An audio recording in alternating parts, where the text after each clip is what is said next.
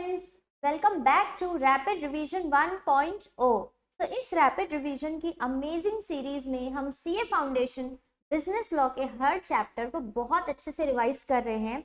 And आप सबको पता है ऑलरेडी 3 चैप्टर जो है उनके वीडियोस अपलोड हो चुके हैं।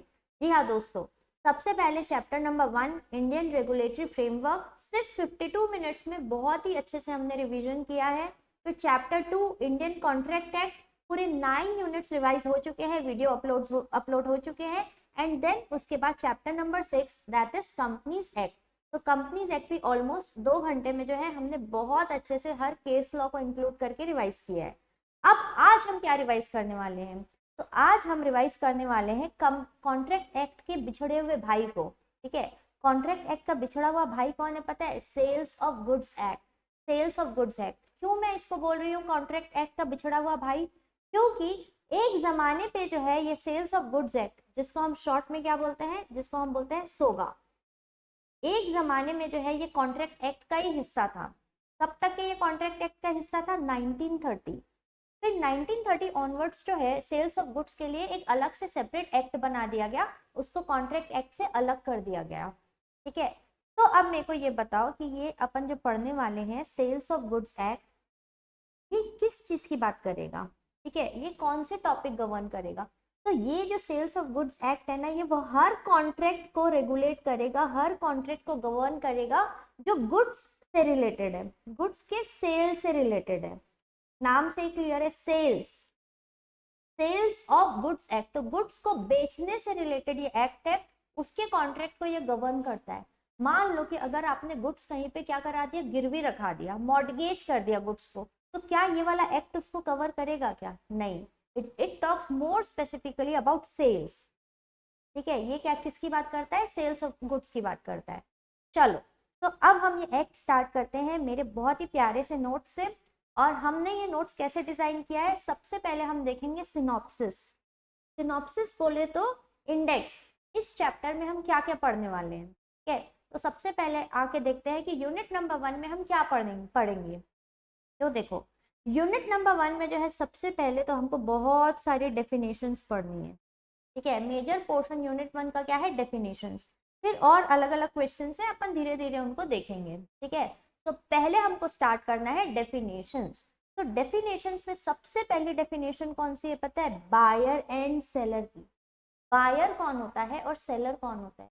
अरे आप लोग बोलोगे मैम इतना इजी, हमको तो पता है बायर कौन होता है। जो खरीदता है सामान उसको बायर बोलते हैं, जो बेचता है सामान उसको सेलर बोलते हैं।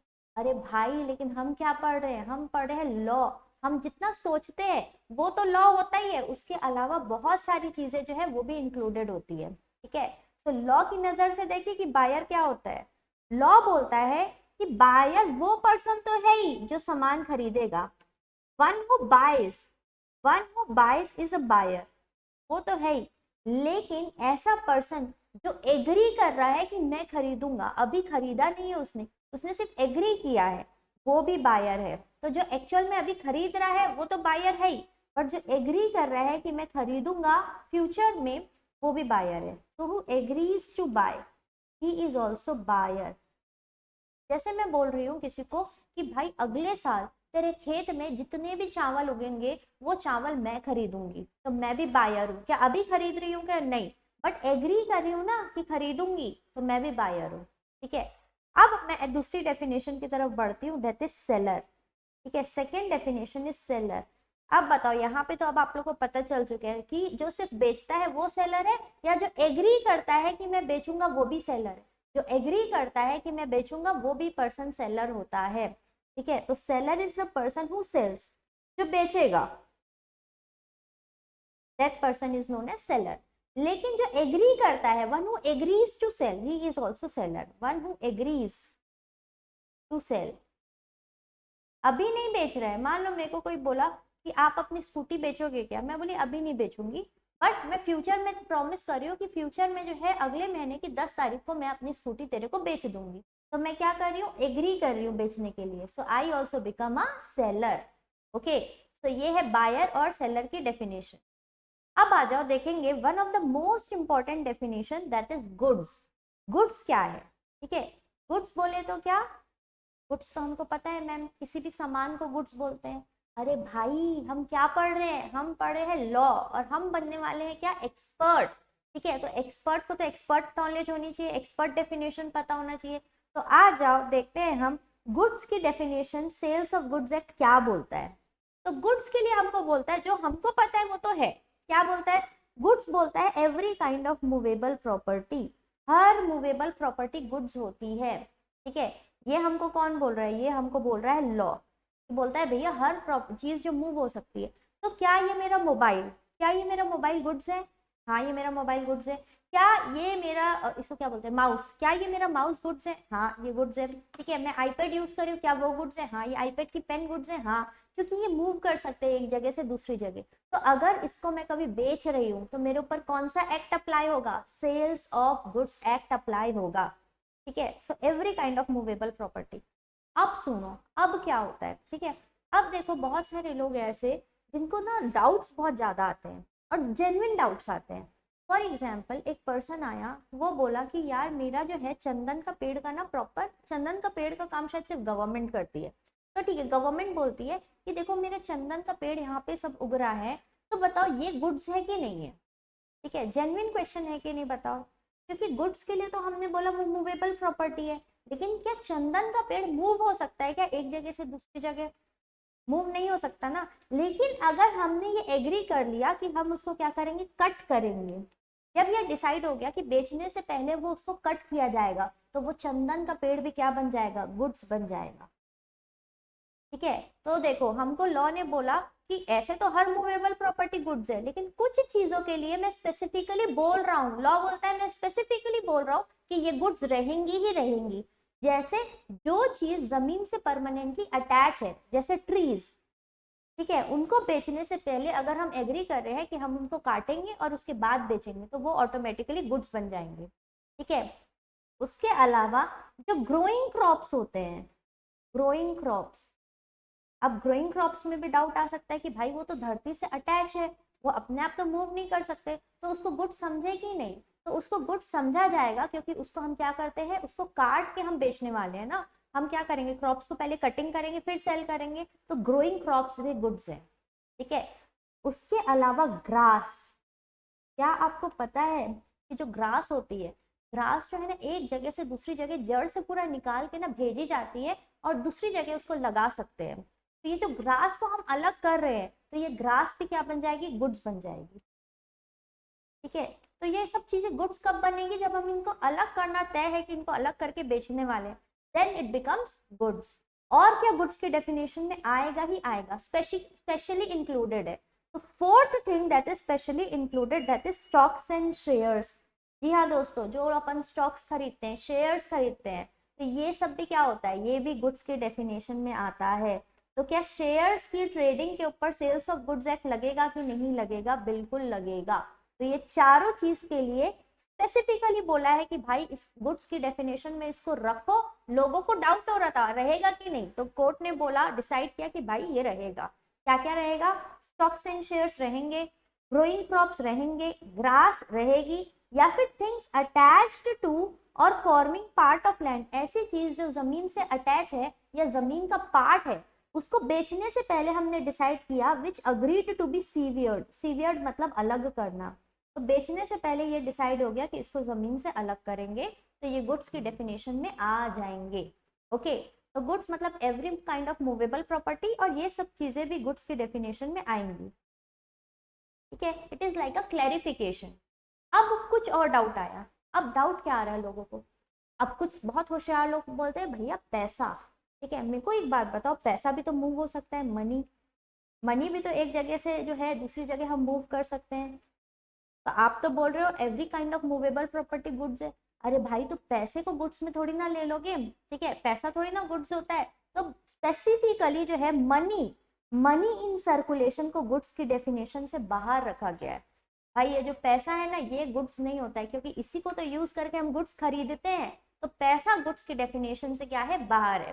ठीक है, लेकिन एक चीज याद रखना, मनी इन सर्कुलेशन बोला है, एकदम ध्यान से सुनो, मनी इन सर्कुलेशन बोला है। जो पुराने जमाने की करेंसी, बहुत लोगों को शौक रहता है कि पुरानी करेंसी को जमा करके रखना, तो 200-300 साल पहले की करेंसी किसी के पास है और वो करेंसी जो है उसकी एस्थेटिक वैल्यू रहती है ना, ठीक है, एस्थेटिक वैल्यू रहती है, तो लोग अगर उस करेंसी को बेच रहे हैं, बेचते भी है लोग, ठीक है, बहुत लोगों को पुरानी चीजें इकट्ठे करने का शौक है, वो लोग बेचते हैं, तो अगर बेच रहे हैं तो उनको उतना जितनी वैल्यू है, मान लो 1 रुपए का कॉइन है पुराने जमाने का, तो वो क्या अभी 1 रुपए में बिकेगा कि हजारों में बिकेगा? हजारों में बिकेगा। तो पुराने जमाने की करेंसी जो अभी अभी रन नहीं कर रही है, जो अभी सर्कुलेशन में नहीं है, वो गुड्स है, ठीक है, वो गुड्स है, क्योंकि आप उसको नॉर्मली खरीदते बेचते हो। लेकिन जो अभी करेंटली मनी इन सर्कुलेशन है वो गुड्स की डेफिनेशन में नहीं आएगा, ठीक है।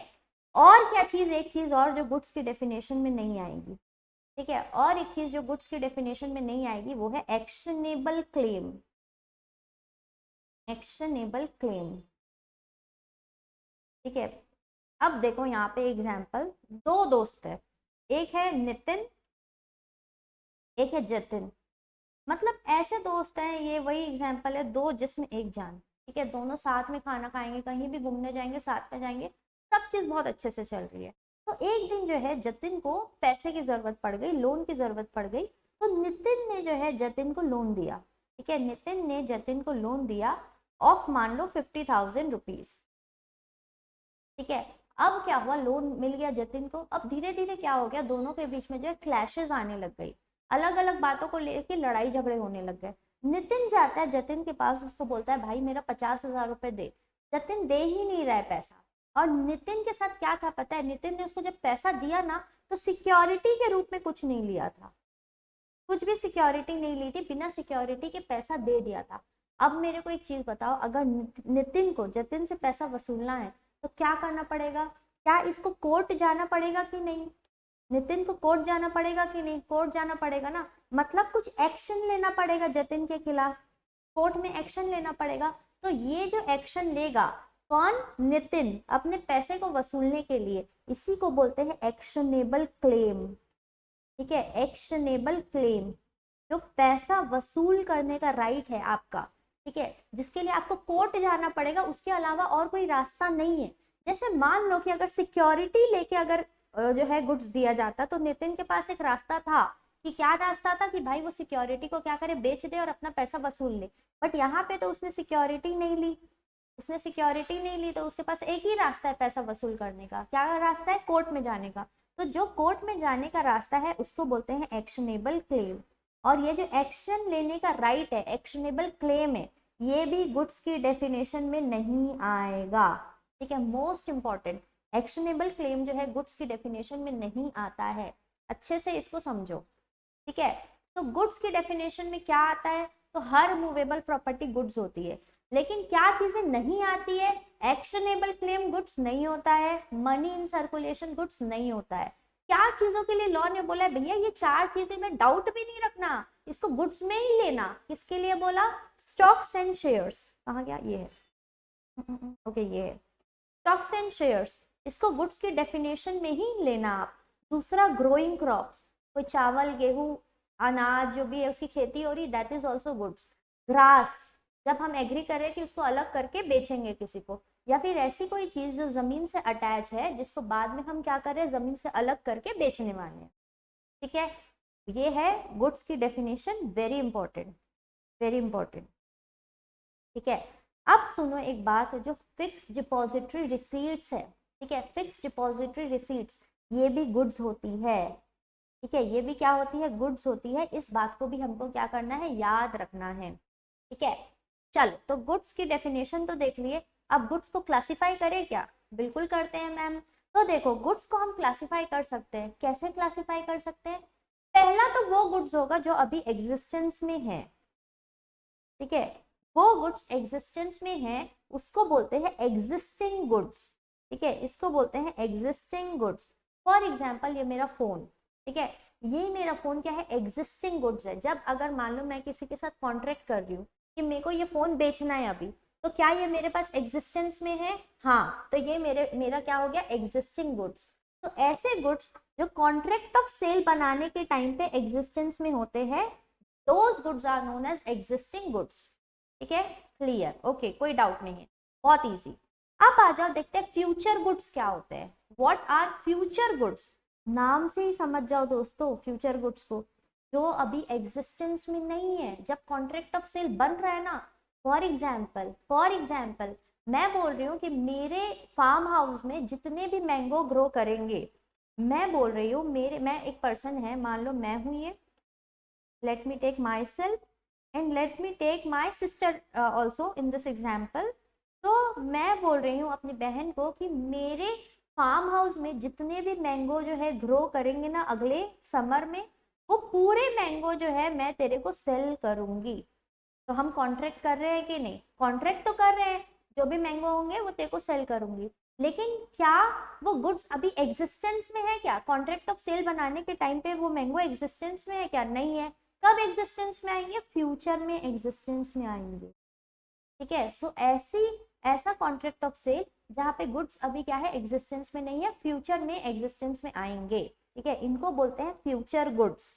ओके, चलो, तो ये है future goods not existing at the time of when the contract of sale is made, वो फ्यूचर में आएगा। अब आ जाओ तीसरा वेराइटी ऑफ गुड्स। गुड्स को अपन क्लासिफाई कर रहे हैं, पहला देखे जो एग्जिस्टिंग गुड्स है, दूसरा देखे फ्यूचर गुड्स है, तीसरा देख रहे हैं कॉन्टिंजेंट गुड्स। कॉन्टिंजेंट गुड्स, सब लोग जो है कॉन्ट्रैक्ट टेक पढ़ के आ रहे हैं कि नहीं? अगर पढ़ के आ रहे हैं तो उनको कॉन्टिंजेंट का मतलब बहुत अच्छे से पता होगा। ठीक है, कॉन्टिंजेंट मतलब पता है क्या होता है? जो चीज हो भी सकती है, नहीं भी हो सकती है, अनसर्टेनिटी रहती है। ठीक है, अनसर्टेनिटी इन्वॉल्व होती है। फॉर एग्जाम्पल, अगर मैं गई मान लो कोई शॉप में, ठीक है, ये हर लड़की के साथ हुआ होगा, मैं एकदम गारंटी ले सकती हूँ इस चीज की। तो मेरे को ना अपन को जब ड्रेसेस दिखाते हैं ना, तो हमको हमारे को जो दिखा रहे हैं वो पसंद नहीं आता है, जो बाजू वाली को दिखा रहे हैं वो हमको बहुत पसंद आता है। तो वो बंदा मेरे को ड्रेस दिखा रहा है, मेरा ध्यान पूरा बाजू वाली की तरफ कि इसको क्या दिखा रहा है। अब उस पर्सन ने जो है, वो लड़की ने एक टॉप पसंद किया और वो टॉप खरीद के लेके चले गई। मैं दुकानदार को बोल रही हूँ कि भैया मेरे को तो यही टॉप चाहिए। ठीक है, तो वो बोला भाई वो तो खरीद के लेके चले गई है। तो वो बोलता है, तब मैं बोलती हूँ उनको कि भैया आप मंगवा के दो। तो वो बोलता है कि अगर मैं मंगवा पाया, अगर वो टॉप मेरे को मिल पाया, तब मैं आपको बेच दूंगा। ठीक है, तो फ्यूचर में वो टॉप मिलना मेरे को 100% श्योर है कि डाउटफुल है? डाउटफुल है। क्यों डाउटफुल है? दुकानदार बोल रहा है अगर मैं ला पाया तब मैं आपको बेच दूंगा। तो ये होते हैं कॉन्टिंजेंट गुड्स। ठीक है, देखो पढ़ो यहाँ पे क्या लिखा है, these goods also does not exist at the time of contract of sale। जब कॉन्ट्रैक्ट ऑफ सेल हो रहा है तो वो वाला गुड्स तो बिक चुका, तो वो सेलर के पास अभी है तो नहीं। ठीक है, वो फर्स्ट वो गुड्स तो लेके चले गई। तो हमारे बीच में जब कॉन्ट्रैक्ट हो रहा था ना कि वो बोला मैं ला के दूंगा, तब वो गुड्स एग्जिस्टेंस में नहीं था। वो गुड्स जो है सेलर के पास आएगा तब वो मेरे को बेच देगा, अदरवाइज वो नहीं बेच पाएगा। तो उसका एक्विजिशन भी किसी अनसर्टेन इवेंट के ऊपर डिपेंड करता है। ठीक है, so these are contingent goods. Okay, तो हम देख चुके हैं classification of goods, existing goods, future goods and उसके अलावा कॉन्टिंजेंट गुड्स। अब आ जाओ, एक चीज मैं बताती हूँ आपको। ठीक है, जब अच्छा सबसे पहले तो हम ये देख लेते हैं, एग्जिस्टिंग गुड्स में भी वैरायटी होती है। एग्जिस्टिंग गुड्स में भी वैरायटी होती है मतलब, देखो मैं गई किसी के साथ जो है कॉन्ट्रैक्ट ऑफ सेल करने के लिए। ठीक है, सेल का कॉन्ट्रैक्ट करने के लिए, तो हो सकता है मान लो हम लेने गए ब्रेसलेट। ठीक है, हम लेने गए ब्रेसलेट और वो भैया जो है शॉपकीपर मेरे को ब्रेसलेट दिखा रहा है, मेरे को एक ब्रेसलेट बहुत पसंद आ गया। ठीक है, मैं बोली भैया मैं यही ब्रेसलेट खरीदूंगी। तो जब फिक्स हो जाता है, जब एग्जिस्टिंग गुड्स है और उसमें फिक्स हो जाता है कि आपको क्या गुड्स खरीदना है, जब ये एकदम क्लियर हो जाता है, तो वैसे गुड्स को हम क्या बोलते हैं पता है? Specific goods. ठीक है, स्पेसिफिक गुड्स, कि भैया मेरे को ये ही वाला ब्रेसलेट खरीदना है, इसको बोलते हैं स्पेसिफिक गुड्स। इसको पढ़े एक बार, देखो क्या लिखा है, goods identified and agreed upon at the time of contract of sale. जब कॉन्ट्रैक्ट ऑफ सेल बना तो गुड्स आइडेंटिफाइड था कि यही गुड्स मेरे को चाहिए। ठीक है, सो ये होता है स्पेसिफिक गुड्स। अब सुनो, ठीक है, अब और वैरायटी सुनो। मैं दुकानदार के पास गई और मैं दुकानदार को बोली कि भैया मेरे को 1 किलो जो है शुगर चाहिए, आई वॉन्ट 1 kg शुगर। ठीक है, तो जब 1 kg शुगर बोली थी ना, तब ये दुकानदार के पास एक बोरी रखी हुई है, कि ये बोरी है और ये बोरी में भर के उनके पास क्या है? शुगर है। ठीक है, तो मैं दुकानदार के पास बोल रही हूँ 1 किलो शुगर चाहिए। तो जब तक शुगर इस बोरी में है तब तक ये शुगर क्या रहेगा पता है, अनअसर्टेन्ड गुड्स, अनअसर्टेन्ड गुड्स, क्योंकि अभी तक शुगर किसमें है, बोरी में है, उसको अलग नहीं किया गया है। जैसे ही इस शुगर के बोरी से जो है 1 किलो शुगर अलग करके वो भैया एक पॉलिथीन में पैक कर रहे हैं, तो ये क्या बन जाएगा, असर्टेन्ड गुड्स, ये बन जाएगा असर्टेन्ड गुड्स। ठीक है, तो देखो एग्जिस्टिंग गुड्स हम पढ़ रहे हैं क्या, एग्जिस्टिंग गुड्स की वैरायटी। एग्जिस्टिंग गुड्स वो होते हैं जो कॉन्ट्रैक्ट ऑफ सेल्स बनाने के टाइम पे एग्जिस्टेंस में होते हैं। अब इसकी 3 वैरायटी है। पहली वैरायटी तो होती है स्पेसिफिक गुड्स, हम क्लियर है कि भैया मेरे को यही प्रोडक्ट चाहिए, हमने दुकानदार को बता दिया। दूसरा और तीसरा क्या है पता है, एक है अनअसर्टेन्ड गुड्स और दूसरा है, इसके बाद तीसरा है असर्टेन्ड, असर्टेन गुड्स। जब दुकानदार के पास गए, बोले 1 किलो शक्कर चाहिए, जब तक कि उसने शक्कर निकाला नहीं है बोरी से, तब तक के गुड्स अनअसर्टेन की कैटेगरी में आएंगे, और जैसे निकाल लिया है वैसे गुड्स क्या बन जाएंगे, असर्टेन। असर्टेन मतलब फिक्स हो जाएगा कि यही बेचना है, ठीक है, और अनअसर्टेन में फिक्स थोड़ी ना था कि कौन सा पार्ट बेचना है। ओके, सो ये है हमारे types of goods, classification of goods यहाँ होता है कंप्लीट। चलो, so moving to next important definition, that is delivery. ठीक है, डिलीवरी क्या होती है, देखो अगर गुड्स बेच दिया, कॉन्ट्रैक्ट ऑफ सेल कर लिया, किसी को गुड्स बेचना है, तो क्या सिर्फ कॉन्ट्रैक्ट करने से काम हो जाएगा कि वो गुड्स को डिलीवर भी करना पड़ेगा। मान लो ए जो सेलर है उसने बी द बायर को बोला कि अपन कॉन्ट्रैक्ट करते हैं और मैं तेरे को जो है 10 मोबाइल बेचूंगा, तो क्या ये कॉन्ट्रैक्ट करने से काम बनेगा कि डिलीवरी भी करना पड़ेगा, डिलीवरी भी करना पड़ेगा। अब ये जो डिलीवरी होती है ना, ये 3 तरीके से हो सकती है। ठीक है, 3 तरीके से जो है डिलीवरी किया जा सकता है। क्या आपको पता था, आपको तो एक ही तरीका पता है जो मैं अभी बताने वाली हूँ। फर्स्ट तरीका जो आपको पता है that is physical delivery. Physical delivery, physical delivery का मतलब है कि ए क्या करेगा, ए जो है बी को फिजिकली जो है जो भी मोबाइल फोन है 10 मोबाइल फोन वो बी को दे देगा। ठीक है, तो ये तो होता है फिजिकल डिलीवरी। अब लॉ क्या है, लॉ क्या सिर्फ इतना है क्या, नहीं, लॉ इज वाइड। तो लॉ क्या बोलता है, दो तरीके और बताता है डिलीवरी करने का। एक तो है कंस्ट्रक्टिव डिलीवरी एंड एक क्या है, सिंबॉलिक डिलीवरी। ठीक है, the first one is physical, second one is constructive, third one is symbolic delivery. अब सबसे पहले देखते हैं कंस्ट्रक्टिव डिलीवरी क्या होती है। ठीक है, लेट्स टेक एन एग्जाम्पल। तो एग्जाम्पल से समझते हैं, मान लो कि ये एक गोडाउन है। ठीक है, ये गोडाउन है और ये पब्लिक गोडाउन है, पब्लिक गोडाउन है, और गोडाउन को अपन वेयर हाउस भी बोलते हैं ना, तो ये पब्लिक वेयर हाउस है। यहाँ पे अलग अलग लोगों के गुड्स रहते हैं। तो मान लो यहाँ पे 2 लोग हैं पिक्चर में, एक है एक्स एक है वाई। एक्स के गुड्स जो है अभी गोडाउन में रखे हुए हैं। ठीक है, ये एक्स के गुड्स रखे हुए हैं गोडाउन में। जनरली मान लो एग्जांपल, जितने भी ट्रेडर्स हैं उस एरिया में इस पब्लिक वेयर हाउस में भी में ही अपने गुड्स रखते हैं। तो यहाँ पे एक्स के गुड्स रखे हैं, एक्स को अपने गुड्स को किसको बेचना है, वाई को बेचना है। अब वाई भी उसी लोकेलिटी का ट्रेडर है और वाई भी जनरली अपने गुड्स इसी गोडाउन में ही रखता है।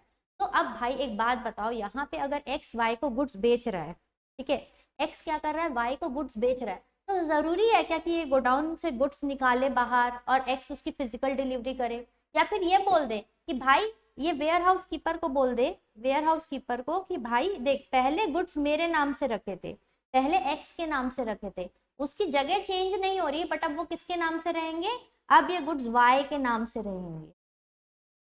ठीक है, तो क्या गुड्स फिजिकली मूव हुआ क्या एक पर्सन से दूसरे पर्सन के पास, नहीं, बट क्या यहाँ पे डिलीवरी हो गई, क्या बिल्कुल हो गई है। किस तरीके से डिलीवरी हो गई है, कंस्ट्रक्टिव तरीके से। ठीक है, पहले वेयर हाउस में गुड्स एक्स के नाम पे थे, अब एक्स ने वाई को बेच दिया, तो वो गुड्स अब किसके नाम पे है, वाई के नाम पे, और ये मान लिया जाएगा कि गुड्स की डिलीवरी हो चुकी है। ठीक है, चलो अब आ जाओ third category of delivery, that is symbolic delivery. What is symbolic delivery, जब हम किसी दूसरी चीज की डिलीवरी कर रहे हैं, कोई दूसरी चीज को देके, फॉर एग्जाम्पल कार की डिलीवरी करना है, फॉर एग्जाम्पल कार की डिलीवरी, तो आप क्या करो, चाबी दे दिए उसको कि ये ले कार लेके चले जा। तो आपने क्या किया, किसी दूसरी चीज, कार की डिलीवरी कैसे कर दी, एक की को देके। तो this is known as symbolic delivery. जब आप एक सिंबल देके डिलीवरी करते हो, that is known as symbolic delivery.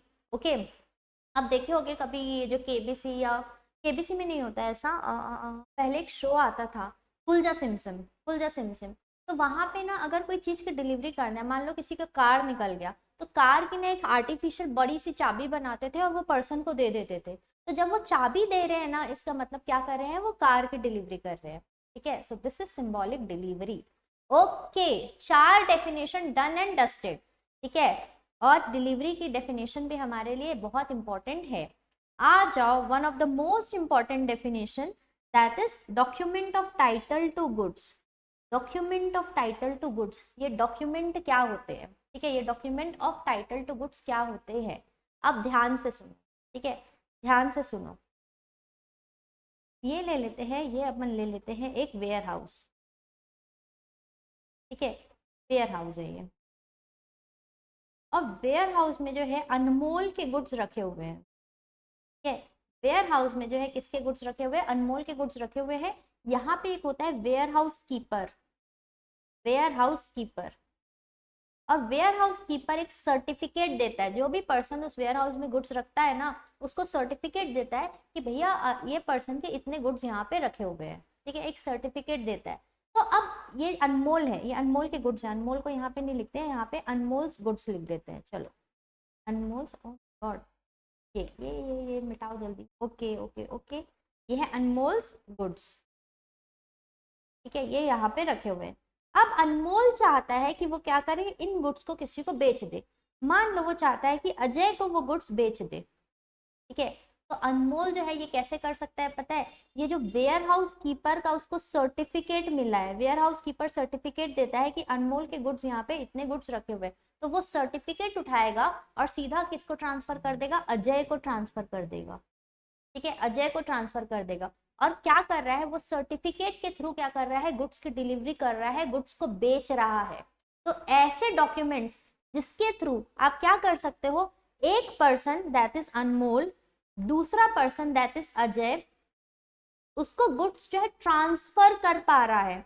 ऐसा डॉक्यूमेंट जिसके थ्रू आप गुड्स को ट्रांसफर कर सकते हैं, गुड्स के कंट्रोल को ट्रांसफर कर सकते हैं, गुड्स की पोजीशन को ट्रांसफर कर सकते हैं, ऐसे डॉक्यूमेंट्स को हम क्या बोलते हैं? Documents of title to goods. ठीक है, ध्यान से सुनो, document of title to goods. ये डॉक्यूमेंट्स जो है ये एंडोर्सिएबल होते हैं। एंडोर्सिएबल मतलब क्या? ये डॉक्यूमेंट्स को एक जन अगर दूसरे जन को देगा, तो वो जो भी गुड्स उसमें लिखे हैं ना, वो दूसरे पर्सन के हो जाएंगे। ठीक है, वो गुड्स किसके हो जाएंगे? दूसरे पर्सन के हो जाएंगे। इसको बोलते हैं document of title to goods. ठीक है, एक और एग्जाम्पल ले इस डॉक्यूमेंट का। एग्जाम्पल है, ले लेते हैं चलो, बिल ऑफ लैडिंग। ठीक है, बिल ऑफ लैडिंग। ठीक है, अब यहाँ पे लेते हैं, मान लो कि मैं हूँ, ठीक है, ये मैं हूँ और मैं एक एक्सपोर्टर हूँ।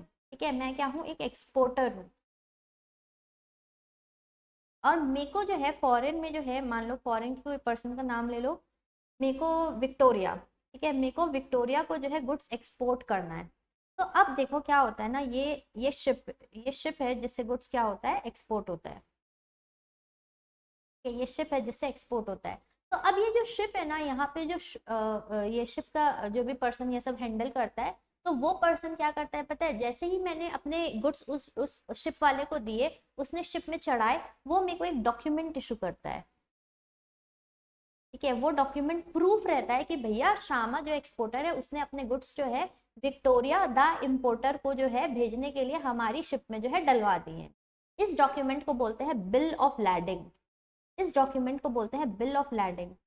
अब ध्यान से सुनो, अगर विक्टोरिया को यहाँ पे, मान लो विक्टोरिया जो है ये यूएस में रहती है, अगर विक्टोरिया को गुड्स की डिलीवरी चाहिए, ठीक है, तो उसके पास ये बिल ऑफ लैडिंग होना जरूरी है, बिना इसके उसको डिलीवरी नहीं मिलेगी।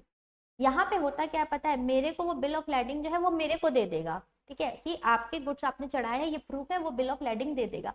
अब क्या होता है पिक्चर में देखो, यहाँ पे हम दोनों जो है जनरली जो इम्पोर्टर एक्सपोर्टर बहुत अच्छे से स्टार्टिंग में तो एक दूसरे को नहीं जानते, बट हमारे जो बैंक्स हैं, ठीक है, हमारा बैंक है मान लो स्टेट बैंक ऑफ इंडिया, ठीक है, और इनका एक बैंक है मान लो bank of New York.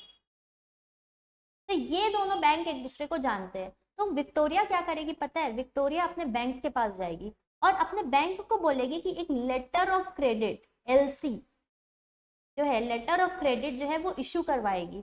Letter of credit क्या होता है पता है, ये प्रूफ रहता है कि अगर विक्टोरिया कभी मुकर गई अपना पैसा देने से, इंपोर्ट तो कर लिया, अगर पैसा देने से मुकर गई तो उसका बैंक BNY जो है वो पेमेंट करेगा फिर उसके बिहाफ में, ठीक है। तो विक्टोरिया गई BNY के पास और बोली एक लेटर ऑफ क्रेडिट इशू करो, क्योंकि मेरे को अपने एक्सपोर्टर को जो है प्रूफ देना है कि मैं उसको जो है उसका पेमेंट कर दूंगी, अगर मैं नहीं की तो आप करोगे उसको पेमेंट, ठीक है। तो ये लेटर ऑफ क्रेडिट जो है वो मेरी बैंक को सेंड करेगा, वो मेरी बैंक को सेंड करेगा। और मेरी बैंक जो है SBI वो मेरे को बताएगी कि भाई आपके पास जो है श्योरिटी आ गई है कि आपको पेमेंट मिल जाएगी।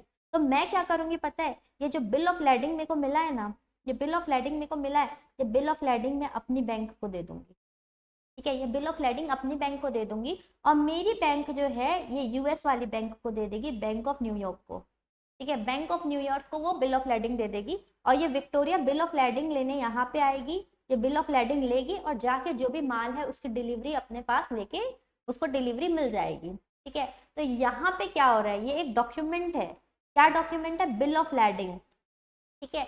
ये डॉक्यूमेंट के बेसिस में जो है क्या हो रहा है, एक पर्सन श्यामा दूसरे पर्सन विक्टोरिया को क्या कर रहा है, गुड्स की डिलीवरी कर रहा है, गुड्स की पोजेशन ट्रांसफर कर रहा है। तो क्या ये document of title to goods है कि नहीं, बिल्कुल है। तो ये होता है document of title to goods, ऐसा डॉक्यूमेंट जिसके बेसिस में हम क्या कर सकते हैं, गुड्स की डिलीवरी कर सकते हैं, गुड्स की पोजेशन चेंज कर सकते हैं, गुड्स को बेच सकते हैं। Okay clear.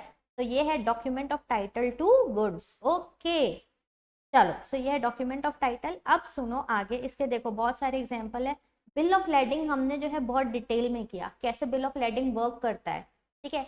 एक होता है डॉक वारंट। डॉक वारंट क्या होता है पता है, जब हम माल इंपोर्ट करते हैं ना तो मतलब जहाँ पे वो रहता है, पोर्ट रहता है, वहाँ पे पोर्ट रहता है, वहाँ पे डॉक होता है, ठीक है, जहाँ पे हमारा गुड्स जो है वहाँ पे रखा जाता है इंपोर्ट होने के बाद। तो बहुत बार ऐसा होता है ना, हमने माल इंपोर्ट कर लिया, मान लो मैंने इंपोर्ट कर लिया, इंपोर्ट करने के बाद मेरे को लगता है इंपोर्ट करते के साथ मैं किसी और को वो माल बेच दूं, तो यहाँ पे जो डॉक वारंट है ना, वो जो डॉक का वेयर हाउस कीपर है वो एक वारंट इशू करता है। उस वारंट को जो है मैं किसी और को ट्रांसफर करके क्या कर सकती हूँ, माल जो है बेच सकती हूँ। माल अभी भी कहाँ पे रखा हुआ है, वहीं डॉक में ही रखा हुआ है, वेयर हाउस वहीं पे ही रखा हुआ है, बस उस डॉक्यूमेंट को लूंगी, वो डॉक्यूमेंट को किसी और को ट्रांसफर कर दूंगी और वो माल उसको बिक जाएगा। तो ये होता है डॉक वारंट। फिर होता है रेलवे रिसिट। अगर रेलवे के थ्रू माल जो है हमको एक जगह से दूसरी जगह भेजना है, तो रेलवे वाला जो है हमको एक, मैं मान लो माल भेज रही हूँ तो वो मुझे एक रिसीट देगा। अब जो माल जिसको दिया जा रहा है ना, उसको गुड्स कब मिलेगा पता है, जब रेलवे रिसिट को शो करेगा। तो मैं क्या करूंगी, रेलवे रिसिट जो है पहले अपने पास ले ली, फिर मेरे को मैं जाके बायर से बात करूंगी कि देख रिसिट तो मेरे को मिल गई है, पहले तो मेरे नाम से अपना पूरा पैसा जो भी है पैसा ट्रांसफर कर, जो भी गुड्स की वैल्यू है, फिर वो रिसीट मैं तेरे को दे दूंगी, भिजवा दूंगी, स्पीड पोस्ट कर दूंगी, तो जाके रेलवे से डिलीवरी ले लेना, ठीक है। तो ऐसा करके रेलवे रिसीट वर्क करता है। तो these are document of title to goods. Okay, अब एक सुनो, एक डॉक्यूमेंट आता है document showing title to goods. What is document showing title? एक होता है डॉक्यूमेंट ऑफ टाइटल, एक होता है डॉक्यूमेंट शोइंग टाइटल। ध्यान से सुनना, देखो डॉक्यूमेंट ऑफ टाइटल ना एंडोर्सिएबल रहता है, अगर उसको आप ट्रांसफर करोगे तो दूसरे पर्सन को क्या मिल जाएगा, दूसरे पर्सन को उस गुड्स के ऊपर राइट्स मिल जाएगा। लेकिन डॉक्यूमेंट शोइंग टाइटल के साथ ऐसा कुछ नहीं होता है। फॉर एग्जाम्पल शेयर सर्टिफिकेट, एक शेयर सर्टिफिकेट है, उसमें लिखा है कि श्यामा खंडेलवाल के पास, ठीक है, श्यामा खंडेलवाल के पास MRF के 1000 शेयर्स हैं, ठीक है, मेरे को भी तो खुश हो लेने तो थोड़ा सा, ठीक है। तो ऐसा लिखा है उस डॉक्यूमेंट में, श्यामा खंडेलवाल के पास MRF के 1000 शेयर्स हैं। तो क्या ये डॉक्यूमेंट में किसी को ट्रांसफर कर दूंगी तो शेयर्स उसके हो जाएंगे क्या? नहीं होंगे ना, मेरे ही रहेंगे। तो ऐसी डॉक्यूमेंट्स जिसको ट्रांसफर करके आप पोजेशन, ओनरशिप कुछ ट्रांसफर नहीं कर रहे हो, सिर्फ ये डॉक्यूमेंट एक प्रूफ है कि भैया श्यामा ओनर है, लेकिन क्या श्यामा किसी को ट्रांसफर करके उसको ओनर बना सकती है क्या, अगली पार्टी को? नहीं बना सकती। तो ऐसे डॉक्यूमेंट्स को बोलते हैं डॉक्यूमेंट्स शोइंग टाइटल, ठीक है। तो ये है document of title and document showing title.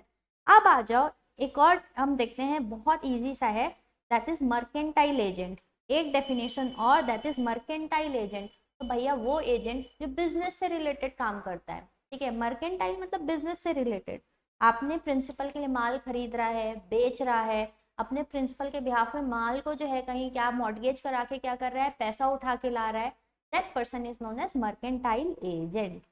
Okay, अब आ जाओ, एक और डेफिनेशन है प्रॉपर्टी। ठीक है, अरे अपन बोलते हैं ना भाई साहब इस पर्सन के पास तो बहुत प्रॉपर्टी है, ठीक है, बहुत प्रॉपर्टी है, तो property is generally like assets. ठीक है, अब देखो प्रॉपर्टी क्या बोलती है, प्रॉपर्टी की डेफिनेशन क्या बोलती है।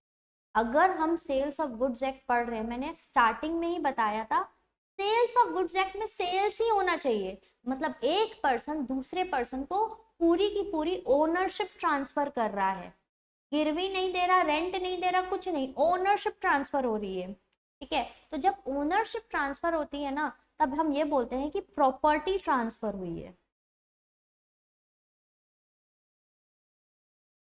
ठीक है, पूरा के पूरे राइट्स ट्रांसफर हुए। अब ये प्रॉपर्टी भी दो टाइप की हो सकती है। मान लो ए ने बी को जो है गुड्स बेचा तो बी के पास जो है गुड्स की जनरल प्रॉपर्टी चले गई। जनरल प्रॉपर्टी मतलब बी के पास अब उस गुड्स के ऊपर पूरे राइट्स है, चाहे बी चाहे तो वो गुड्स को तोड़ दे, बी चाहे तो वो गुड्स को फेंक दे, बी चाहे तो आगे किसी और को बेच दे वो गुड्स, बी चाहे तो वो गुड्स को गिरवी रखा दे, मतलब उस गुड्स का पूरा मालिक कौन बन जाएगा, बी। ठीक है, जब पूरा मालिक बी बन जाता है तो उस वो जो प्रॉपर्टी रहती है उसको बोलते हैं जनरल प्रॉपर्टी। ठीक है, बहुत बार ऐसा होता है कि जनरल प्रॉपर्टी एक पर्सन के पास है, लेकिन उसी गुड्स के ऊपर स्पेशल प्रॉपर्टी किसी और पर्सन के पास है। जनरल प्रॉपर्टी एक के पास है, स्पेशल प्रॉपर्टी किसी और के पास है। एग्जाम्पल, अगर ये बी जो है गुड्स को सी को जो है रेंट में दे देता है, ठीक है, या बी जो है सी को जो है गुड्स जो है प्लेज करवा देता है। प्लेज क्या होता है, अपन कहाँ पढ़े थे, कॉन्ट्रैक्ट एक्ट। प्लेज मतलब गिरवी रखाना। ठीक है, तो मान लो बी के जो है गोल्ड है, बी के पास पूरे राइट्स है, बी ने क्या किया, उस गुड्स को गिरवी रखा दिया, तो बी के पास तो जनरल प्रॉपर्टी है। ठीक है, लेकिन कुछ स्पेशल प्रॉपर्टी किसको मिलेगी, जिस पर्सन के पास वो गुड्स गिरवी रखाया गया है। मान लो सी के पास गिरवी रखा है, तो सी के पास उस गुड्स की क्या रहेगी, स्पेशल प्रॉपर्टी रहेगी। ठीक है, तो ये है special property and general property. जब आपके पास प्रॉपर्टी से रिलेटेड 100% राइट्स है, दैट इज जनरल प्रॉपर्टी। लेकिन जब कुछ स्पेशल राइट्स बस है, जैसे प्लेज जिसके पास किया गया है सी के पास, तो सी के भी कुछ राइट्स मिलते हैं, हमने देखा था कॉन्ट्रैक्ट एक्ट में, तो वो होती है स्पेशल प्रॉपर्टी। ओके, चलो बढ़ते हैं नेक्स्ट डेफिनेशन में। नेक्स्ट डेफिनेशन है इस इंसॉल्वेंट। इंसॉल्वेंट कौन पर्सन होता है, देखो भाई साहब, इंसॉल्वेंट वो पर्सन होता है जो अपने डेट नहीं पे कर पा रहा है। ठीक है, जिसके डेट ड्यू हो जा रहे हैं वो लेकिन पे नहीं कर पा रहा, क्रेडिटर को पेमेंट करने का टाइम आ गया है बट उसके पास पैसा ही नहीं है कि वो पे कर पाए, तो वैसे पर्सन को बोलते हैं इंसॉल्वेंट। इस चीज से कोई फर्क नहीं पड़ता कि उसको कोर्ट ने इंसॉल्वेंट डिक्लेयर किया है कि नहीं। ठीक है, इस चीज से कोई फर्क नहीं पड़ता कि उसको कोर्ट ने इंसॉल्वेंट डिक्लेयर किया है कि नहीं, अगर वो डेट पे नहीं कर पा रहा है रेगुलर बिजनेस में तो वो इंसॉल्वेंट बन जाएगा। ठीक है, क्लियर। चलो, तो अब बढ़ते हैं आगे। बहुत इजी डेफिनेशन, प्राइस। प्राइस मतलब क्या है, देखो किसी भी गुड्स की monetary value, value in money money terms, वो होता है प्राइस। तो ज्यादा दिमाग लगाने का नहीं। ठीक है, क्वालिटी ऑफ गुड्स क्या होता है, क्वालिटी ऑफ गुड्स मतलब किस स्टेट या कंडीशन में है वो गुड्स, उसको बोलते हैं क्वालिटी ऑफ गुड्स। ऐसी छोटी मोटी डेफिनेशन। ठीक है, इंपॉर्टेंट डेफिनेशन किसकी है, गुड्स की डेफिनेशन बहुत इंपॉर्टेंट है। उसके अलावा हमारे को डिलीवरी भी पता होना चाहिए, document of title to goods, ये तीनों डेफिनेशन बहुत इंपॉर्टेंट है। अब आ जाओ, अब आगे की कहानी पढ़ते हैं, और आगे एक टॉपिक आने वाला है contract of sale. Contract of sale, जब हम सेल्स ऑफ गुड्स एक्ट पढ़ रहे हैं तो हमको सेल का कॉन्ट्रैक्ट तो करना पड़ेगा। ठीक है, तो कॉन्ट्रैक्ट ऑफ सेल की ना दो कैटेगरी होती है। एक तो होता है सेल और दूसरा होता है एग्रीमेंट टू सेल। एक होता है सेल, दूसरा होता है एग्रीमेंट टू सेल।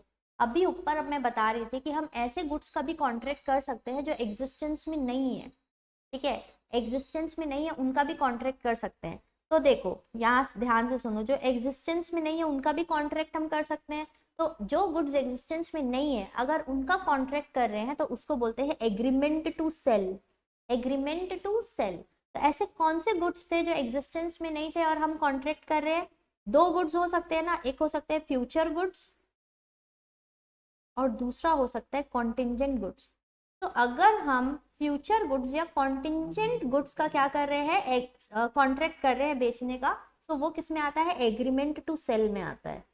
और अगर हम एग्जिस्टिंग गुड्स का कॉन्ट्रैक्ट कर रहे हैं, एग्जिस्टिंग गुड्स को बेचने का कॉन्ट्रैक्ट कर रहे हैं, तो वो आता है सेल में।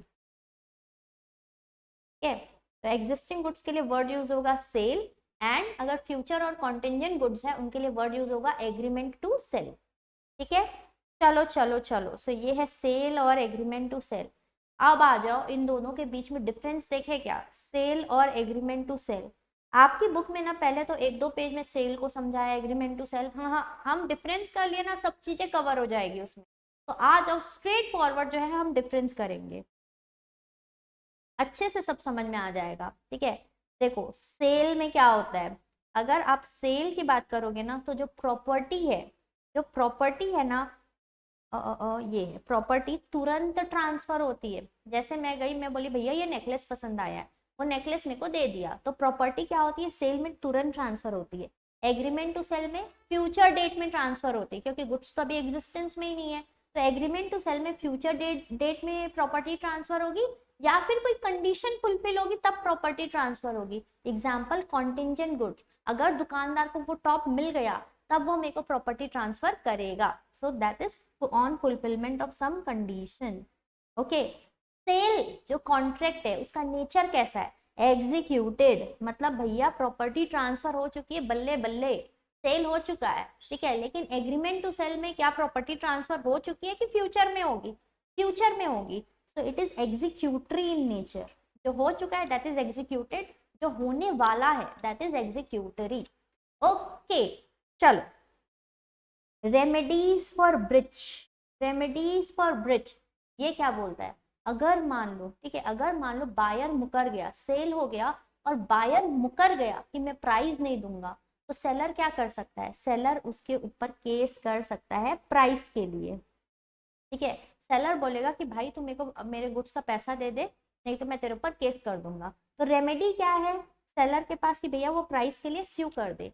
अगर एग्रीमेंट टू सेल हो रहा है और किसी ने ब्रीच कर दिया, कॉन्ट्रैक्ट को तोड़ दिया, मान लो कि एग्रीमेंट हो रहा है और सेलर ही मुकर गया कि मैं तेरे को माल नहीं बेचूंगा।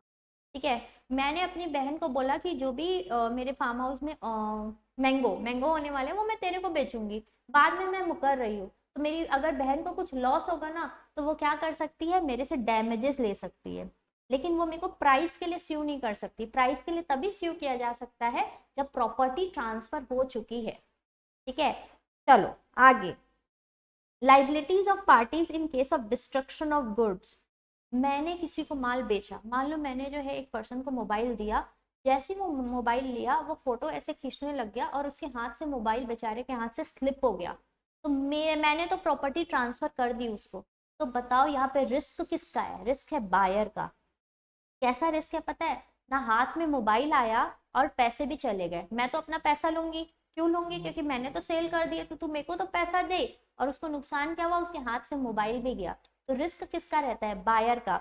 और अगर मान लो, ठीक है, अगर एग्रीमेंट टू सेल हुआ, सेल नहीं हुआ है, और मैंने किसी से डीलिंग की कि मैं अपने जितने भी फार्म हाउस के मैंगो तुमको बेचूंगी, और उसके बाद मान लो आंधी तूफान आ गए, मैंगो पूरे खराब हो गए, तो रिस्क किसका है, सेलर का। तो एग्रीमेंट टू, एकदम ध्यान से सुनो, सेल जब होता है ना तो ओनरशिप ट्रांसफर हो चुकी है, और जब ओनरशिप ट्रांसफर हो चुकी है तो रिस्क भी ओनरशिप के साथ साथ में चलेगा, जो पर्सन ओनर है उसी का रिस्क है। तो सेल में बायर ओनर बन जाता है तो बायर का रिस्क। जब एग्रीमेंट टू सेल करते हैं ना अपन, एग्रीमेंट टू सेल, तो ओनरशिप जो है गुड्स की अभी ट्रांसफर नहीं हुई है, फ्यूचर डेट में ट्रांसफर होगी, तो फ्यूचर में ओनरशिप आएगी। तो फ्यूचर में ओनरशिप आएगी तो अभी करेंटली ओनर कौन है, सेलर ही ओनर है, तो जब सेलर ही ओनर है तो रिस्क भी उसी का ही रहेगा। ठीक है, ध्यान से। चलो अब आ जाओ नेचर ऑफ राइट्स, ये इंपॉर्टेंट है, ये दोनों वर्ड्स का मीनिंग जनरली बच्चे लोग को समझ में नहीं आता है। नेचर ऑफ राइट्स, अगर सेल हो गया तो जो पर्सन है, बायर है, उसके पास कैसे राइट्स आएंगे, jus in rem. Jus in rem का क्या मतलब है पता है, मान लो कि मैंने जो है किसी को कार बेची, वो पर्सन को कार मिली, तो अब वो पर्सन क्या करेगा, कार को प्रोटेक्शन करने के लिए उसके पास किसके अगेंस्ट राइट्स है, सबके अगेंस्ट। इसका क्या मतलब है, क्या कोई कार अगर उस कार को आके पत्थर मार रहा है तो क्या उसके खिलाफ वो एक्शन ले सकता है? बिल्कुल ले सकता है। क्या उसकी कार को जबरदस्ती कोई चाबी लेके आया और उसकी कार को उठा के लेके चले गया, तो क्या वो पर्सन उस पर्सन जो गाड़ी लेके जा रहा है उसके खिलाफ एक्शन ले सकता है? बिल्कुल ले सकता है। तो जो पर्सन ओनर रहता है ना, उसके पास राइट रहती है, right jus in rem, right against the entire world. ठीक है, इसको बोलते हैं rights against the entire world.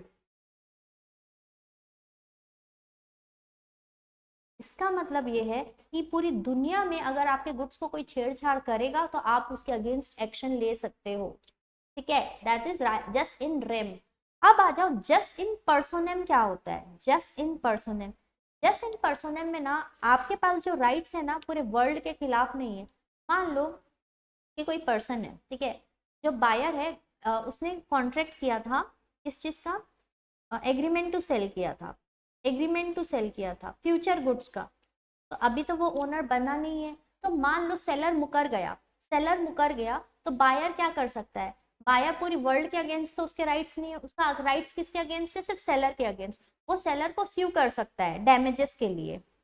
ठीक है, सेलर को स्यू कर सकता है डैमेजेस के लिए कि भैया मेरे को जितना नुकसान हुआ है तेरी वजह से उसको भरपाई कर। लेकिन क्या पूरे वर्ल्ड के अगेंस्ट उसका राइट्स है क्या? नहीं। वर्ल्ड के अगेंस्ट अगर आपको राइट्स चाहिए तो आपको उस गुड्स का ओनर होना जरूरी है, तभी राइट्स अगेंस्ट द वर्ल्ड मिलता है। ओके, चलो अब उसके बाद बताओ राइट्स ऑफ रीसेल।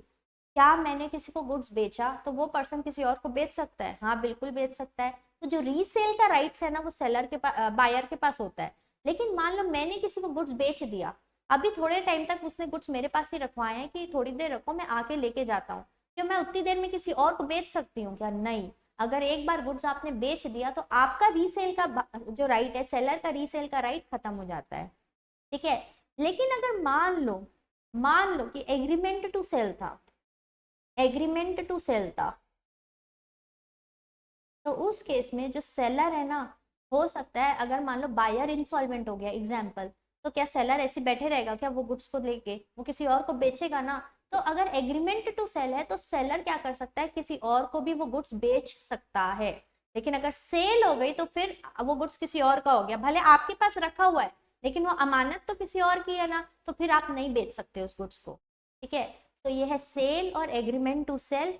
सेल में ओनरशिप तुरंत ट्रांसफर होती है, ओनरशिप ट्रांसफर तो रिस्क ट्रांसफर, जिसका रिस्क उसका हेडेक, वो ध्यान से रखे अपने सामान को। ठीक है, एग्रीमेंट टू सेल में ओनरशिप तुरंत ट्रांसफर नहीं होती है, फ्यूचर डेट में होती है, फ्यूचर डेट में होगी या किसी कंडीशन के पूरे होने के बाद ओनरशिप ट्रांसफर होगी। चलो अब आगे देखते हैं आगे के कंसेप्ट। तो एक कंसेप्ट है elements to constitute a contract of sale. अगर मेरे को कॉन्ट्रैक्ट ऑफ सेल बनाना है तो क्या क्या चीजें होना जरूरी है? सबसे इंपॉर्टेंट बात याद रखो, आप क्या कर रहे हो पता है? कॉन्ट्रैक्ट कर रहे हो। तो जितने हमने एसेंशियल एलिमेंट्स पढ़े थे कॉन्ट्रैक्ट एक्ट में, कौन कौन से पढ़े थे?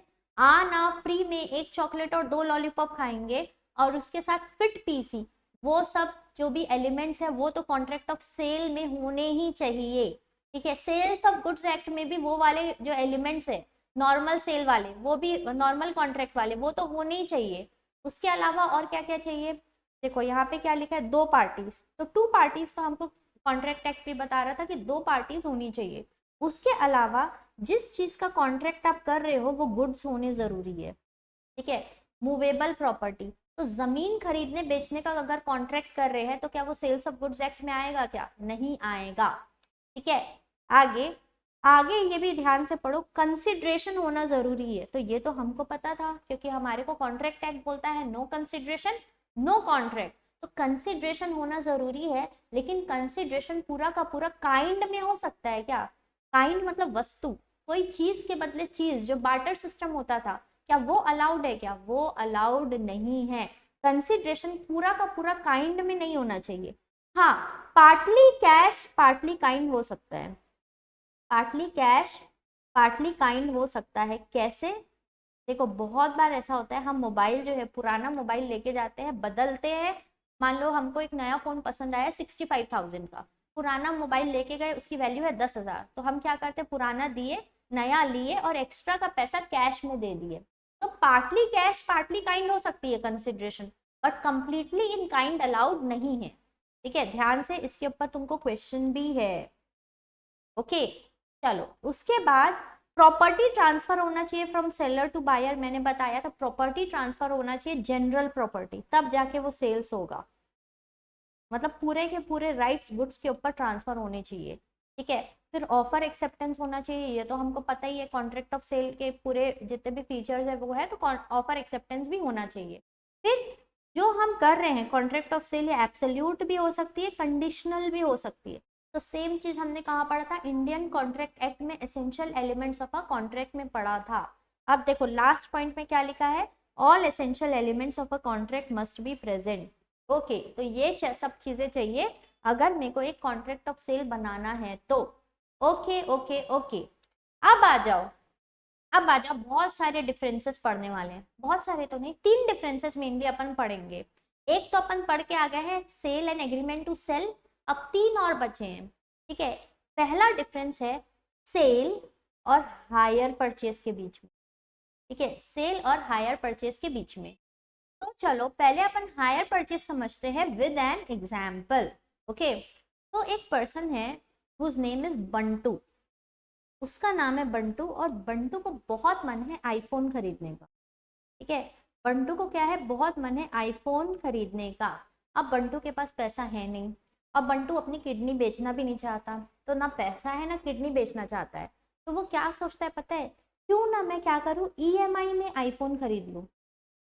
ठीक है, ईएमआई, इसमें क्या करूँ, आईफोन खरीद लूँ, इक्वल मंथली इंस्टॉलमेंट, तो इसमें क्या करूँ, आईफोन खरीद लूँ।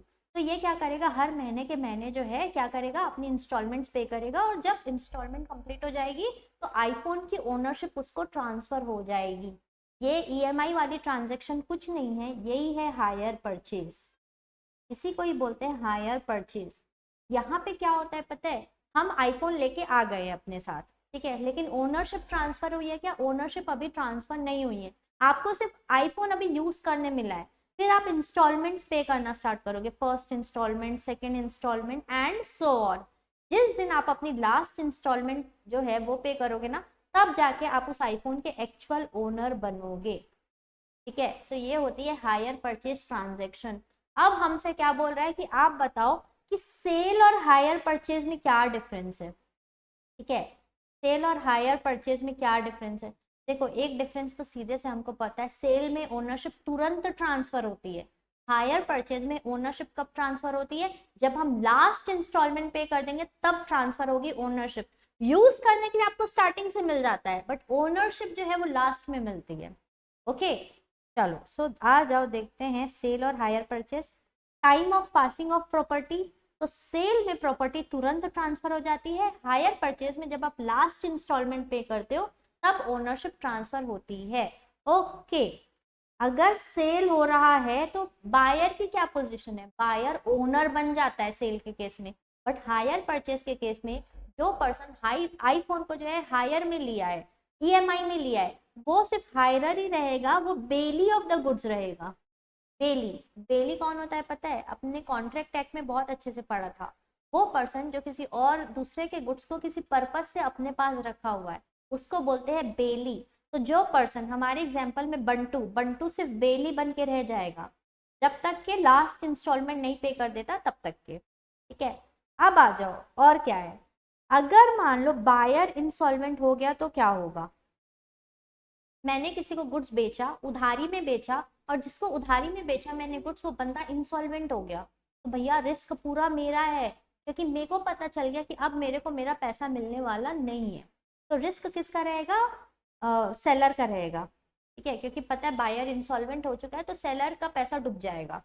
ओके, क्योंकि सेलर को मिलने वाला था ना पैसा उधारी का रिटर्न।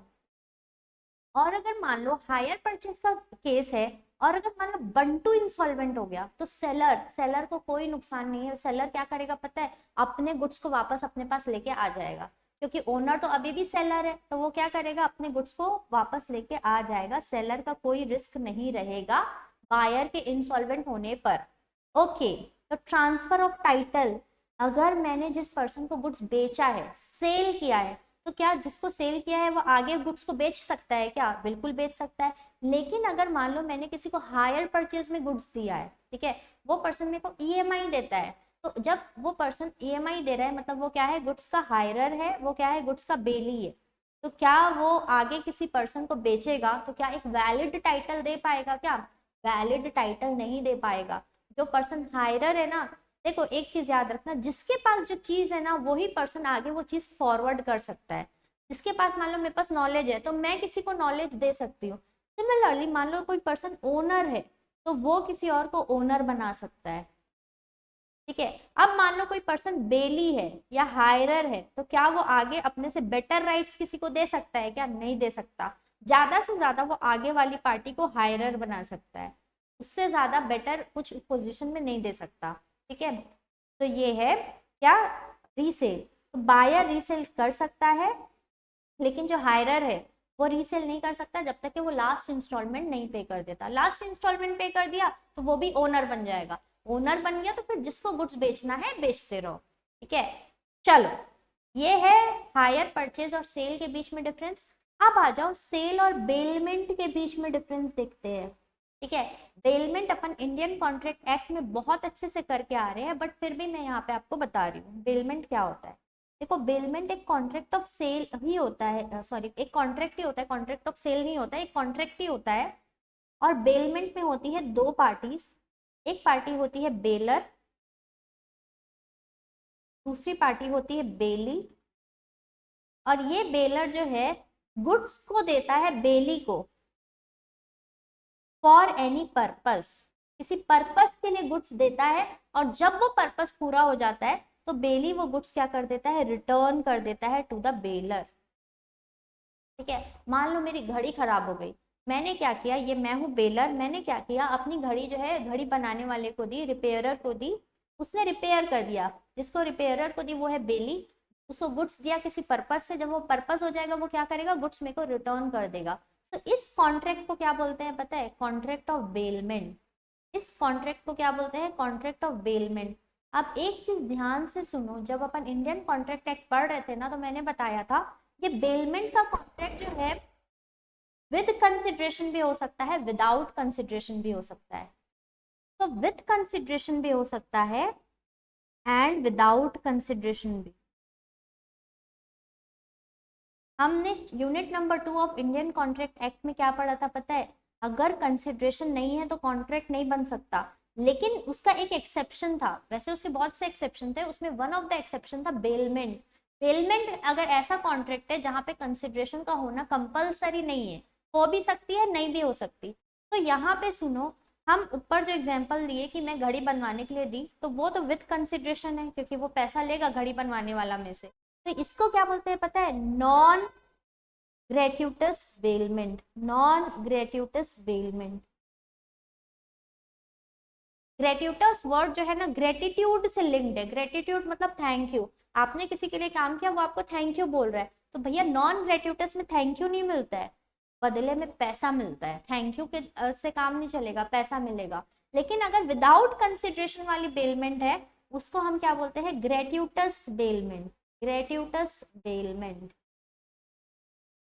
मैंने अपने दोस्त को जो है अपनी गाड़ी दी चलाने के लिए, तो क्या पैसा ले रही हूँ क्या, नहीं, तो दैट बिकम्स ग्रेट्यूटस बेलमेंट। ओके, तो चलो इतना अपन क्यों समझे, हमने इसलिए समझा क्योंकि हमको सेल और बेलमेंट के बीच में डिफरेंस देखना है। तो सेल क्या होता है, प्रॉपर्टी ट्रांसफर होती है, जनरल प्रॉपर्टी। बेलमेंट के केस में सिर्फ पोजेशन ट्रांसफर होता है। ठीक है, जैसे ही वो काम हो जाएगा आपको गुड्स क्या हो जाएगा, रिटर्न में मिल जाएगा। जबकि सेल के केस में अगर एक बार गुड्स की ओनरशिप ट्रांसफर हो गई किसी को, बायर को, तो क्या रिटर्न मिलता है क्या गुड्स, पॉसिबल नहीं है। सेल में मनी कंसिडरेशन होना जरूरी है, प्राइस होना जरूरी है in terms of money. Bailment मैंने अभी बताया ग्रेट्यूटस भी हो सकती है, नॉन ग्रेट्यूटस भी हो सकती है। तो ये है सेल और बेलमेंट के बीच में डिफरेंस। चलो सो आ जाओ, अब हम छोटी छोटी बातें देखेंगे। ठीक है, छोटी छोटी बातें क्या है, सबसे पहली बात कॉन्ट्रैक्ट ऑफ सेल कैसे बनेगा। तो भाई दो लोग आएंगे आपस में, बायर सेलर, ठीक है, ऑफर एक्सेप्टेंस हो गया, एग्रीमेंट बन गया, गुड्स की डिलीवरी होगी, प्राइस दे देंगे, तो ये ऐसे हो जाएगा कॉन्ट्रैक्ट ऑफ सेल। ठीक है, तो बहुत ईजी है, जैसे नॉर्मल कॉन्ट्रैक्ट होता है, ऑफर होता है, एक्सेप्टेंस होता है, फिर एक जन दूसरे पर्सन को क्या देगा, गुड्स देगा, दूसरा पर्सन प्राइस दे देगा, तो यहाँ पे हमारा जो है कॉन्ट्रैक्ट ऑफ सेल बन जाएगा। ओके, चलो एक चीज याद रखो, अगर हम contract of sale of goods कर रहे हैं, ठीक है, गुड्स का कॉन्ट्रैक्ट ऑफ सेल कर रहे हैं, तो याद रखना उसमें सब्जेक्ट मैटर क्या होना चाहिए, मतलब किस चीज का आदान प्रदान होना चाहिए, गुड्स का। ठीक है, अगर इमूवेबल प्रॉपर्टी का आदान प्रदान हो रहा है लाइक लैंड का, तो क्या वो सेल्स ऑफ गुड्स एक्ट में आएगा? क्या कभी नहीं आएगा। ठीक है, तो goods are the subject matter of contract of sale. हो सकता है गुड्स एग्जिस्टिंग गुड्स हो सकता है गुड्स फ्यूचर गुड्स हो। ठीक है, चलो अब आ जाओ, मैं एक सिनेरियो में आपको लेके जा रही हूँ। दो पर्सन है, बायर और सेलर। ठीक है, ले लेते हैं बायर और सेलर को। सेलर को ले लेते हैं हम जेठालाल। ठीक है, और बायर है मान लो मिस्टर सिंघानिया, जो कि जेठालाल को बहुत बड़ा ऑर्डर देने वाले हैं, जो कि जेठालाल को बहुत बड़ा ऑर्डर देने वाले हैं।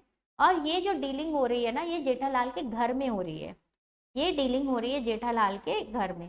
अब क्या होता है, ध्यान से सुनो, ये जो है जेठालाल जो है सिंघानिया से ऑर्डर ले लेता है कि मैं तुमको जो है 100 एलईडी सप्लाई करूंगा। ठीक है, प्रॉपर अच्छे से ऑर्डर हो रहा है, और ये एलईडी ऐसी एलईडी है भैया, इसके अलावा और मार्केट में कहीं वो एलईडी मिलने वाली नहीं है। उसी जेठालाल के पास ये 100 एलईडी जो है जेठालाल डील करता है कि 100 एलईडी बेचेगा। जब ये डील चल रही थी ना, हो रही थी, उसी टाइम जो है अचानक से जेठालाल का जो गोडाउन है वहां पे आग लग गई। ओ माय गॉड, यस दोस्तों यस, ऐसा नहीं होना चाहिए था बट हो गया। जेठालाल के गोडाउन में आग लग गई और वो एलईडी पूरी तरीके से खत्म। अब मेरे को एक बात बताओ, जब subject matter of contract of sale ही खत्म हो गया, subject matter of contract of sale that is goods, that is LED, कोई एलईडी जो है क्या हो गई, खत्म हो गई, तो क्या ये एक कॉन्ट्रैक्ट वैलिड रह पाएगा? क्या नहीं, क्योंकि सब्जेक्ट मैटर ही खत्म हो गया है ना, तो ये कॉन्ट्रैक्ट बनने से पहले ही जो है क्या हो जाएगा, वॉइड हो जाएगा। अब परफॉर्म करने की जरूरत नहीं है, जेठालाल को एलईडी सप्लाई करने की जरूरत नहीं, क्योंकि गुड्स ही क्या हो चुके हैं, तबाह हो चुके हैं। ठीक है, दूसरा केस सुनो, दूसरा केस, सेकेंड केस है, कॉन्ट्रैक्ट ऑफ सेल तो बन गया, क्योंकि कॉन्ट्रैक्ट ऑफ सेल जो है वो, कॉन्ट्रैक्ट ऑफ सेल में दो चीजें इंक्लूडेड है ना, सेल और एग्रीमेंट टू सेल। तो कॉन्ट्रैक्ट ऑफ सेल में दूसरी कैटेगरी एग्रीमेंट टू सेल हुआ दो लोगों के बीच में। ठीक है, दो लोगों के बीच में एग्रीमेंट टू सेल हुआ, फर्स्ट पर्सन है ए, सेकेंड पर्सन है बी। ए बोलता है मेरे फार्म हाउस में जितने भी मैंगो उगेंगे ना, अगले साल तेरे को ही बेचूंगा। बट अगले, ये कॉन्ट्रैक्ट हो गया, ठीक है, लेकिन अगले साल जब आया तो वो पूरा का पूरा फार्म हाउस तबाह हो गया। तो मेरे को एक चीज बताओ, कॉन्ट्रैक्ट ऑफ सेल बनाने के टाइम ये बात पता थी क्या? नहीं, बट बाद में ऐसी कुछ कंडीशन आ गई कि वो कॉन्ट्रैक्ट होना पॉसिबल नहीं है, क्योंकि सब्जेक्ट मैटर ही डिस्ट्रॉय हो गया। तो भी ये क्या हो जाएगा, ये कॉन्ट्रैक्ट ऑफ सेल जो बना था वो वॉइड हो जाएगा। ठीक है, तो बहुत अच्छे से याद रखना, अगर फ्यूचर गुड्स डिस्ट्रॉय हो जाते हैं तो भी कॉन्ट्रैक्ट ऑफ सेल क्या हो जाएगा, वॉइड हो जाएगा, एग्रीमेंट को अवॉइड कर देंगे। ठीक है, अब आ जाओ last part of this chapter, एकदम लास्ट पार्ट में पहुंच चुके हैं, that is ascertainment of price. Price कैसे डिसाइड करें? हमने ये पढ़ लिया है कि contract of sales of goods करना है तो प्राइस होना जरूरी है, बट प्राइस डिसाइड कैसे करेंगे? सबसे पहला तरीका, तो क्या करो, आप कॉन्ट्रैक्ट में ही फिक्स कर दो ना, आपस में कॉन्ट्रैक्ट बना रहे हो, जैसे जेठालाल कॉन्ट्रैक्ट बना रहा था मिस्टर सिंघानिया से, तो बता दे कि एक एलईडी का जो है मैं 30,000 रुपए लूंगा, तो कॉन्ट्रैक्ट में फिक्स कर दो, वेरी इजी। ठीक है, या फिर मान लो ऐसी कोई बेशकीमती चीज है जिसका हमको प्राइस निकालना है, तो ना बायर को समझ में आ रहा कितना प्राइस होना चाहिए, ना सेलर को समझ में आ रहा है। एग्जाम्पल पेंटिंग, कोई मेरे पास पुराने जमाने की पेंटिंग है, अब पेंटिंग का प्राइस जो है ना इजीली सब नहीं बता सकते हैं, उसके लिए कोई एक्सपर्ट की जरूरत है। तो वहां पे हम दोनों मिलके, मैं द सेलर और एक और पर्सन द बायर, मिलके डिसाइड नहीं कर पा रहे हैं कितने प्राइस में बेचेंगे, तो हम बोलते हैं कि हम किसी वैल्यूअर को रखते हैं, किसी थर्ड पर्सन को अपॉइंट करते हैं जो हमको क्या करेगा, प्राइस निकाल के देगा। ठीक है, तो प्राइस ऐसे भी फिक्स हो सकता है जब हम किसी वैल्यूअर को रख रहे हैं। ठीक है, या तो तीसरा तरीका क्या है, determined by course of dealings between the parties. Course of dealing between the parties मतलब क्या है पता है? देखो, एक तो क्या हो सकता है हम प्राइस एकदम प्रॉपरली डिसाइड करें कि इतने प्राइस में बेचेंगे। एक क्या होता है कि मेरी किसी से, मान लो किसी बायर से रेगुलर डीलिंग चलते हुआ आ रही है सालों से, तो हमारे एक तरीका है प्राइस निकालने का, तो हर बार हम डिस्कस नहीं करते हैं, वो तरीका हमारा चलता ही रहता है। तो जो तरीका हमारा कोर्स ऑफ डीलिंग चलते ही रहती है, फिर उसके अकॉर्डिंग प्राइस निकलता है। तो प्राइस कैसे निकाला जा सकता है गुड्स, एक तो गुड्स का पहले तो आप कॉन्ट्रैक्ट में डिसाइड कर लो, दूसरा या तो आप किसी थर्ड पार्टी को बोलो कि तुम प्राइस निकाल के दो, या फिर हमारी कोर्स ऑफ डीलिंग्स के अकॉर्डिंग प्राइस निकलेगा। ओके, अब दिक्कत कहाँ पे है, ये सेकंड वाले केस को हमको थोड़ा सा और इलेबोरेट करना है। कैसे करना है, मान लो हमने वैल्यूअर को रखा कि भाई वैल्यूअर एक काम कर, तू हमारे लिए प्राइस निकाल के दे। अब वो वैल्यूअर जो है वो हमारे लिए प्राइस निकालने के लिए रेडी हो गया, बट जब एक्चुअल डेट में जब उसको प्राइस निकालना था ना, वो मना कर देता है कि मैं तो प्राइस निकालने वाला नहीं हूँ। तो जब वो मना कर दिया ना, तो भैया एक काम करो, बायर और सेलर तुम दोनों जो है पीछे हट जाओ। मतलब ये जो कॉन्ट्रैक्ट आप करने की सोच रहे थे ना, वो मत करो, ठीक है, वो मत करो कॉन्ट्रैक्ट, और कॉन्ट्रैक्ट को क्या कर दो, खत्म कर दो। एग्रीमेंट क्या हो जाएगी, वॉइड हो जाएगी। जब वैल्यूअर ही मना कर रहे हैं तो फिर आप भी कॉन्ट्रैक्ट मत करो। ओके, अब आ जाओ, हो सकता है कि जो वैल्यूअर है वो तो प्राइस निकालने के लिए रेडी है, लेकिन या तो बायर की गलती या सेलर की गलती की वजह से वो प्राइस नहीं निकाल पा रहा है। मतलब मान लो कि कोई पेंटिंग का प्राइस निकालना था, ठीक है, सेलर क्या करता है, जैसे वैल्यूअर आता है ना, वो पेंटिंग छुपा देता है, उसको निकाल के ही नहीं देता है, क्योंकि सेलर को लगता है भाई अब मेरे को ये पेंटिंग बेचना नहीं है। तो जब आप वैल्यूअर को उसका काम ही नहीं करने दोगे तो वो प्राइस कैसे निकालेगा, तब भी प्राइस नहीं निकाल पाएगा, तो कॉन्ट्रैक्ट तो प्रॉपर हो नहीं पाएगा। लेकिन यहाँ पे क्या हो सकता है पता है, जो बायर है, बायर की तो कोई गलती नहीं थी, तो बायर जो है सेलर से नुकसान ले सकता है, जो भी नुकसान होगा ना उसको डैमेजेस, वो डैमेजेस की भरपाई करवा सकता है। ठीक है, चलो अब आ जाओ लास्ट केस में। लास्ट केस क्या बोलता है पता है, मान लो कि मेरे पास 10 पेंटिंग्स थी, 10 पेंटिंग्स थी, ठीक है, और मैं हूँ ये मैं हूँ, और एक ले लेते हैं एग्जाम्पल, ये मेरा ब्रदर है ये। तो 10 पेंटिंग थी और मैं अपने भाई को बेचने वाली थी, और मैं बोली कि वैल्यूअर जो है ये प्राइस डिसाइड करेगा, हम दोनों नहीं कर पा रहे, वैल्यूअर डिसाइड करेगा।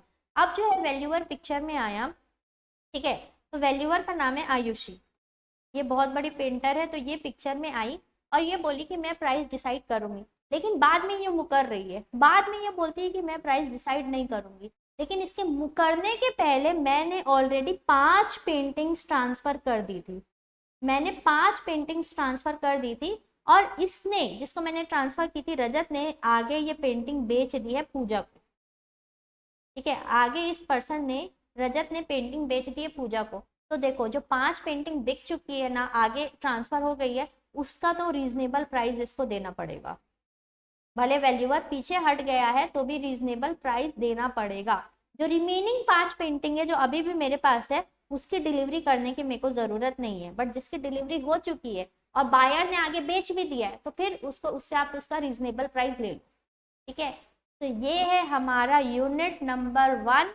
हमने यूनिट नंबर 1 में जो है बहुत सारी चीजें पढ़े, एक बार जल्दी से रिकैप देख ले। हमने पढ़ा है बहुत सारी डेफिनेशंस, ठीक है, बायर सेलर की डेफिनेशंस, गुड्स की डेफिनेशन, डिलीवरी देखा है, document of title to goods, mercantile agents, property, price, quality, बहुत सारी डेफिनेशन। फिर हमने देखा कॉन्ट्रैक्ट ऑफ सेल क्या होता है, भाई सेल में सेल भी होता है, कॉन्ट्रैक्ट ऑफ सेल में सेल भी होता है, एग्रीमेंट टू सेल भी होता है। फिर हमने देखा कि अगर एक कॉन्ट्रैक्ट ऑफ सेल बनाना है तो उसमें क्या क्या एलिमेंट्स होने चाहिए, बायर होना चाहिए, सेलर होना चाहिए, प्राइस होना चाहिए, डिलीवरी होना चाहिए, ये सब चीजें देखी है। फिर हमने देखा डिफरेंसेस देखना हमने चालू किया, तो सेल और एग्रीमेंट टू सेल के बीच में डिफरेंस देखा, फिर सेल और हायर परचेज के बीच में डिफरेंस देखा, सेल और बेलमेंट के बीच में डिफरेंस देखा। एक डिफरेंस है sale and works and labour contract, ये कुछ नहीं है दोस्तों, बहुत सिंपल सा है। इसमें क्या होता है देखो, अगर जैसे मैंने वॉच रिपेयर करने दिया, तो जब मैं वॉच रिपेयर करने दे रही हूँ तो क्यों दे रही हूँ, ताकि अगला पार्टी जो है उसमें अपना लेबर अप्लाई करे, और लेबर अप्लाई करके मेरे को वापस दे दे। तो सेल में क्या होता है, प्रॉपर्टी ट्रांसफर होती है। वर्क एंड लेबर कॉन्ट्रैक्ट में क्या होता है, आप किसी को सामान देते हो, वो उसमें कुछ काम करता है और आपके सामान को वापस कर देता है। ठीक है, तो ये दोनों के बीच में डिफरेंस। उसके बाद how contract of sale is made, contract of sale कैसे बनता है, बायर सेलर होते हैं, ऑफर एक्सेप्टेंस होता है, ये सब चीजें। फिर subject matter of contract of sale क्या है, तो बहुत इजी है, एक एक सिंगल लाइन में हमने ये सब पढ़ लिया। गुड्स होने चाहिए, subject matter of contract of sale. अगर मान लो कॉन्ट्रैक्ट ऑफ सेल बनाने के टाइम पे या फिर कॉन्ट्रैक्ट ऑफ सेल बनाने के बाद अगर गुड्स पैरिश हो गए तो क्या होगा? तो भैया आप कॉन्ट्रैक्ट ऑफ सेल को अवॉइड कर दो, खत्म कर दो, वो कॉन्ट्रैक्ट ऑफ सेल को अवॉइड कर दो, ठीक है। और लास्ट हमने क्या देखा, हाउ प्राइस इज असर्टेन, कैसे कॉन्ट्रैक्ट ऑफ सेल में प्राइस निकालते हैं। तो कैसे निकालते हैं, फिक्स करेंगे बाय कॉन्ट्रैक्ट, या किसी थर्ड पार्टी को बोलेंगे, या course of dealings between the parties, ये तीनों तरीके से हम प्राइस निकाल सकते हैं। ओके, सो यहाँ हमारा chapter number 3 sales of goods act का यूनिट नंबर 1 बहुत अच्छे से कंप्लीट होता है। और अब हम इसके बाद करेंगे यूनिट नंबर 2। अगर आपको लेक्चर अच्छा लग रहा है तो प्लीज लाइक कीजिए, शेयर कीजिए, सब्सक्राइब कीजिए एंड मेरे को बताइए कि आपको और नेक्स्ट जो है कौन सा चैप्टर पहले देखना है। Okay, bye bye.